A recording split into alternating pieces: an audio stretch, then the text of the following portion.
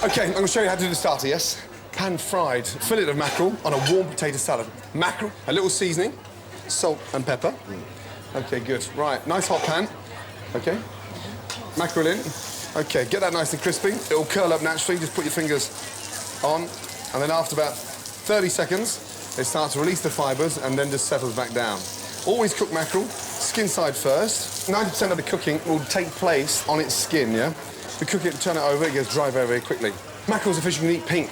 You have a tartare of mackerel, you can eat it raw, you could, marinate it. Yeah. So be very, very careful. When it overcooks, it gets very, very dry. OK, potatoes, in. The potatoes have been part boiled, and all you're doing is getting a little bit of colour in the pan. Sour cream, a little teaspoon of mustard, yeah? Mix the mustard, in. OK. Put salt and pepper on the potato. Yeah. Just a little season, yeah, definitely. Potatoes, in. OK. Spring onions, mix it up with the sour cream and the mustard. And what you want is a really nice sort of light mustard, warm potato salad.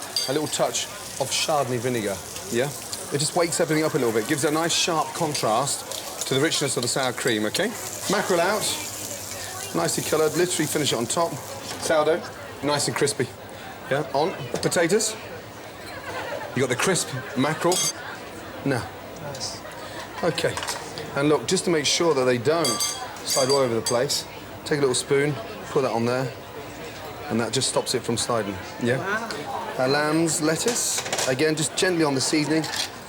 Little touch of salt, pepper, and a little glaze of olive oil. Once it's dressed, give it a little bit of green. OK? Very, very simple. Have a little taste. Right, Very nice, chef. That's good. Yeah. Oh, that's so lovely.